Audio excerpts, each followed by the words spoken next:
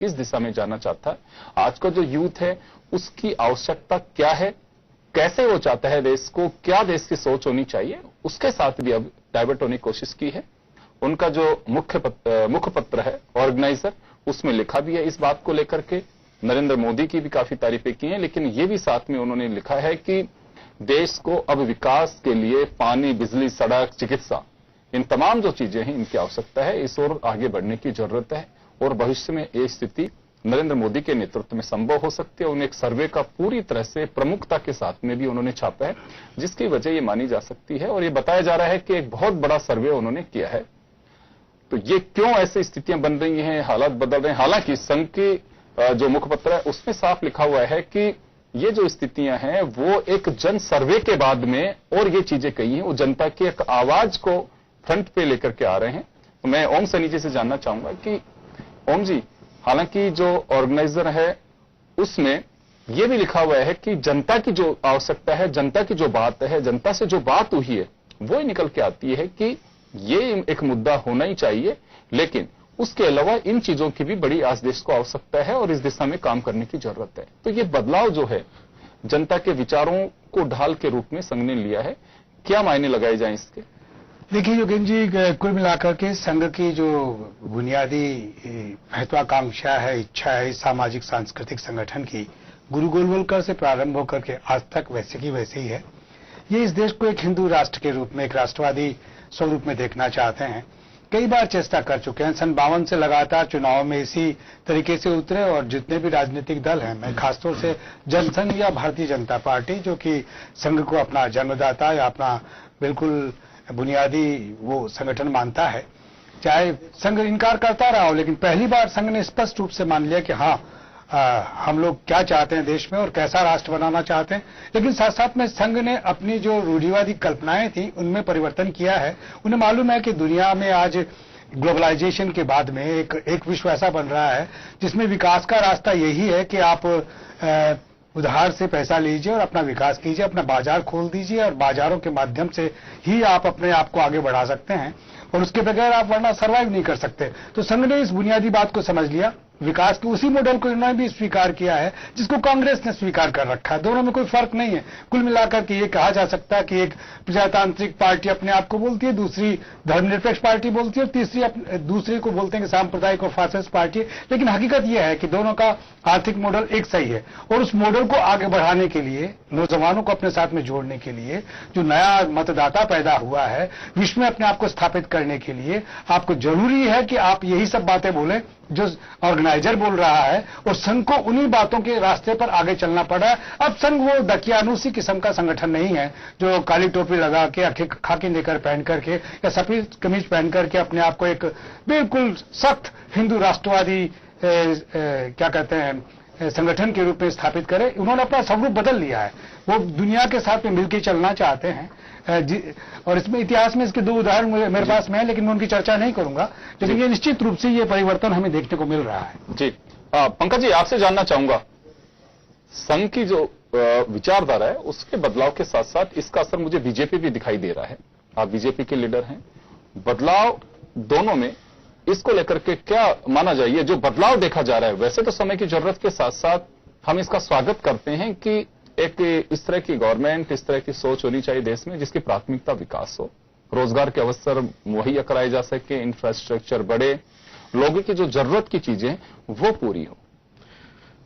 देखिए योगेंद्र जी, भारतीय जनता पार्टी एक राजनीतिक पार्टी है और राजनीतिक पार्टी की जो सोच होती है वो राजनीतिक दृष्टि से होती है कि पूरा पूरा उस चीज को देखे। जहां तक संघ का सवाल है, संघ का आपने अभी भी कहा कि उनका जो मुखपत्र है, पहली बात तो ये है कि संघ के जो मुखपत्र की बात में बात कर रहे हैं, पांचजन्य और ऑर्गेनाइजर, ये दोनों के दोनों जो है उनकी विचारधारा से जुड़े हुए पत्र जरूर हैं, बट उनकी मुखपत्र के रूप में आप उसको जो है परिभाषित नहीं कर सकते। क्योंकि देखिए संघ का जो कहना है, जो चीज एक्सप्रेस करनी है, संघ जो है अपने प्रवक्ता या जो है परम श्रद्धेय सर संचालक जी के थ्रू जो है उस चीज को एक्सप्रेस करता है, कहता है उस चीज में। दूसरी चीज आपने जो बात कही कि देखिए भारतीय जनता पार्टी निश्चित रूप से जो है जो लोगों की सोच है और उस सोच के अनुसार देश राष्ट्र का हित किसके अंदर है, सर्वप्रथम राष्ट्र के हित को देखते हुए जो है वो बात करता है। और जहां जहां चीज ठीक रही है उस चीज की बात उन्होंने हमेशा की है। जहां तक संघ का सवाल है, देखिए संघ ने बहुत साफ सा कहा, पिछली बार यदि आप देखेंगे पिछले टाइम पर, तो संघ ने कई चीजें ऐसी थी जो दूसरी पार्टी के मुखियाओं ने कही, उसकी भी तारीफ करते टाइम उन्होंने जो है झिझक नहीं की, उन्होंने उस चीज की भी तारीफ की। उन्होंने कहा कि जो भी राष्ट्र की बात करेगा, राष्ट्र हित की जो बात करेगा, राष्ट्र के मुद्दे यदि अच्छे होंगे तो निश्चित रूप से जो है वो जो है उसकी तारीफ करेगा। जी नहीं, लेकिन मेरा कहने का मतलब है, चलिए संघ के बारे में अब ज्यादा नहीं बोलेंगे कि उनके यहाँ पे अधिकृत जो व्यक्ति होता है वही बोलते हैं और आप लोग ज्यादा बोल नहीं पाएंगे कि पता नहीं कहां किस बात का क्या लगे। मैं लेकिन एक बात कहना चाहूंगा, बीजेपी भी हालात से समझौता तो करना शुरू कर दिया कि दिल्ली तक जाने के लिए हर परिस्थिति से समझौता करना पड़ेगा। नहीं, हालात से समझौता नहीं है। देखिए राष्ट्र को आगे बढ़ाने के लिए जो जो चीज होंगी, भारतीय जनता पार्टी ने बहुत सीधा सा कहा कि सर्वप्रथम राष्ट्र है, राष्ट्र के बाद जो है पार्टी है, पार्टी के बाद जो है लोग हैं। तो उन्होंने बहुत सीधा सा, तो बहुत अच्छी बात है। ये तो बहुत सालों से मीडिया देखे, आज से नहीं, आजादी के पहले तो उस वक्त भी अंग्रेजों को टक्कर देने के लिए विपक्ष की भूमिका के रूप में प्रमुख रूप से अखबार या पत्र जो निकलते थे बहुत भूमिका निभाई, वो चाहे आरएसएस की विचारधारा के लोगों के हों या चाहे कांग्रेस के हो, किसी के भी हो, लेकिन उस वक्त बड़ी भूमिका अदा की। और आज भी मीडिया प्रतिपक्ष की भूमिका बहुत मजबूती के साथ में निभा रहा है। मैं कहना चाह रहा हूं, आपने कहा कि देश की जो डिमांड होती है उसके अनुसार देश के विकास के हालात पे अपने आप को समझौते की ओर ले जाना चाहिए। वो तो एक विकास के साथ समझौता अगर कोई करता है तो बहुत ही बढ़िया बात है। इसमें तो 2 सेकंड अगर कोई ये बात कहता है, आज अगर सुनील जी भी कहेंगे तो ये नहीं कह सकते कि इन्होंने ये कदम उठाया हम इसकी निंदा करते हैं, ये नहीं कह सकते। ये कह सकते हैं कि हम तो बहुत सालों से कह रहे हैं कि आप लोग विकास की मूल धारा में आइए, इससे ज्यादा नहीं बोल सकते।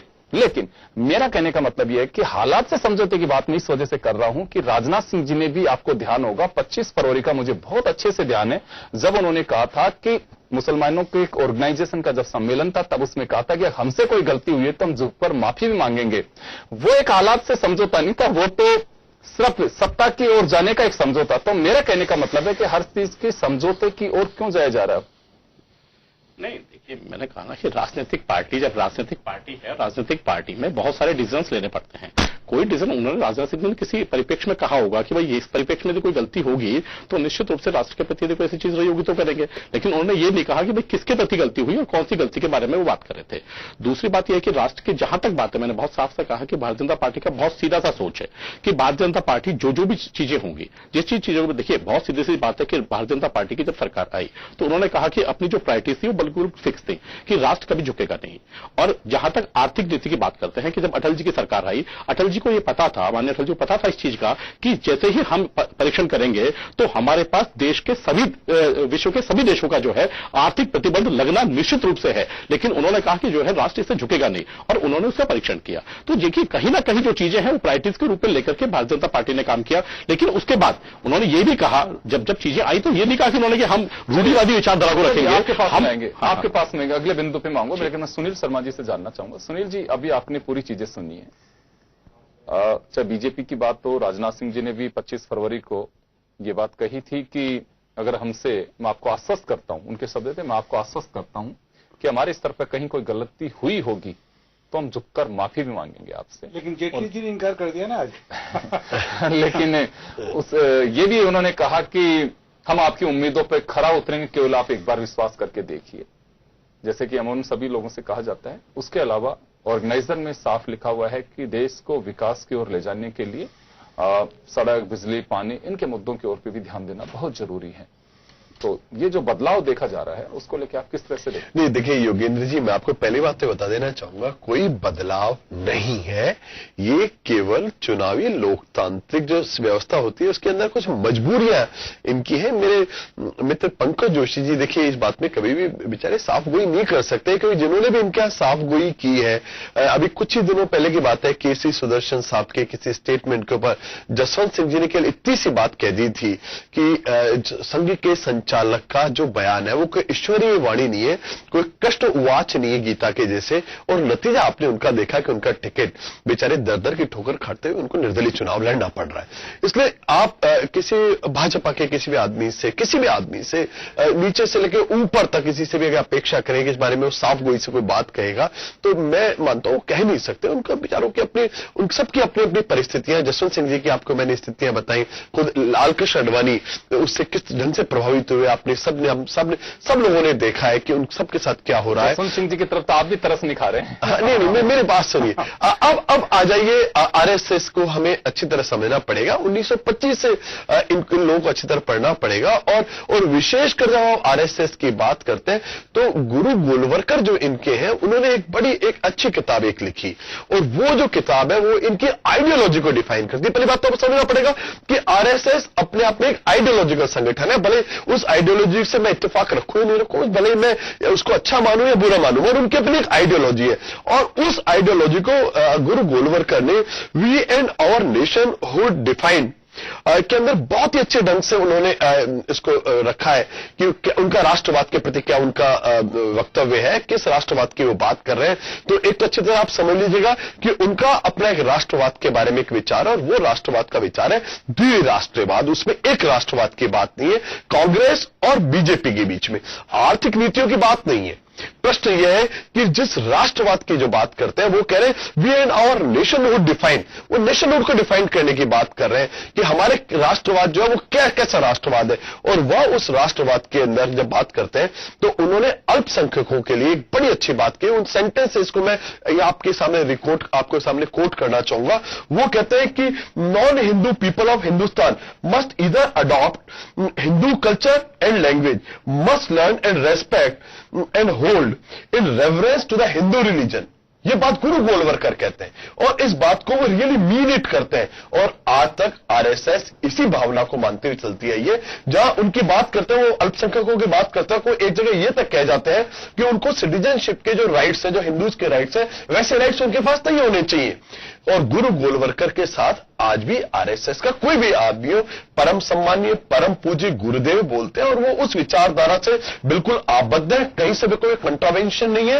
इतनी सी बात मैं मान सकता हूं कि क्योंकि इस बात को समझ गए, और उनको ये बात बहुत पहले से समझ लेनी चाहिए थी कि खुद जो हिंदू जो रिलीजन है वो बहुलतावाद को प्रश्रय देता है। खुद हिंदू रिलीजन का जो कैरेक्टर है, चरित्र है, वो एक सेक्युलर कैरेक्टर है, और वो इस बात को सब अच्छी तरह समझ गए। आरएसएस के लोग, नागपुर में बैठे लोग समझ गए कि हिंदुस्तान का जो पूरा बहुसंख्यक वर्ग है, हिंदुस्तान का जो इंटेलेक्चुअल है, जो प्रबुद्ध वर्ग है, वो by nature by conduct secular है, और केवल उस सेक्युलर वोट को कैसे भी इंप्रेस किया जाए, इसके लिए प्रचंड रूप से वो उनको प्रभावित करने के लिए एक लोकतांत्रिक जमहूरियत के अंदर जो मजबूरी है, उसके नाते वो अपने आप को केवल आपको ऐसा प्रदर्शित करने के दिखावा कर रहे हैं। मैं आपको ये बताना चाहूंगा, 1985 के अंदर भी एकात्म मानवतावाद से ये अलग हटके, दीनदयाल उपाध्याय से जो भावना थी उससे अलग हटके, अटल बिहारी वाजपेयी के जमाने के अंदर इन्होंने महात्मा गांधी की तस्वीरें लगा ली थी। उन्हीं महात्मा गांधी की तस्वीरें लगा ली थी जिनके बदलाव आ रहा है। अब जो बदलाव, मेरी बात सुनिए, कोई बदलाव नहीं है। ये डिवीजन 1985 में भी इन्होंने दिखाने की चेष्टा की थी, जब इन्होंने महात्मा गांधी की तस्वीरें अपने पीछे लगा ली थी। मगर ये वही लोग थे जिन्होंने महात्मा गांधी की हत्या के ऊपर मिठाइयां बांटी थी। आप अच्छी तरह समझ लीजिएगा, आरएसएस का पूरा कैरेक्टर उनके राष्ट्रवाद के अंदर है, और उनका राष्ट्रवाद एक राष्ट्रवाद है। जो इस द्विराष्ट्रवाद है, वो दो राष्ट्रवाद में विश्वास रखते हैं। वो इस बात के अंदर उस बात को मानते हैं कि हिंदू और Muslim are two warring nations, और ये कभी भी एक नहीं हो सकते। और हिंदुस्तान के अंदर हिंदुओं को प्रथम नागरिकता का अधिकार होना चाहिए, और मुस्लिम्स को द्वितीय नागरिकता का अधिकार होना चाहिए। और आप पूरे गोलवलकर के साहित्य को आप पढ़ लें, गुरु गोलवलकर के साहित्य को, केशव बलिराम हेडगेवारकर के साहित्य को आप पढ़ लें, आपको उनके राष्ट्रवाद को अच्छी तरह इस बारे में आपको पता लग जाएगा वो क्या चाहते हैं। और मेरी राय में उन्होंने बहुत अधिकांश टाइम इस बारे में कभी भी दिखावा छुपावा भी नहीं किया। उन्होंने बिल्कुल स्पष्ट कहा है कि हमारा जो मत है वो द्विराष्ट्रवाद के अंदर है, और एक राष्ट्रवाद को हम कंप्लीटली रिजेक्ट करते हैं। क्योंकि अगर दो राष्ट्रवाद और एक राष्ट्रवाद के अंदर समस्या अगर उसी बात पे आ जाते हैं, और वो कांग्रेस की बात पे आ जाते हैं, तो आरएसएस अपनी प्रासंगिकता ही खो देगा। चलिए योगेन जी, आपसे मैं इस पे कहना चाहता हूं कि ऐसा नहीं है, ये वो उसी रास्ते पे चलते हुए नहीं, इनकी रणनीति का जो स्वरूप है वो बड़ा स्पष्ट है। उन्होंने सन 52 से चेष्टा करने के बावजूद इस मुल्क में अपना शासन अपनी किस्म से नहीं स्थापित कर सके।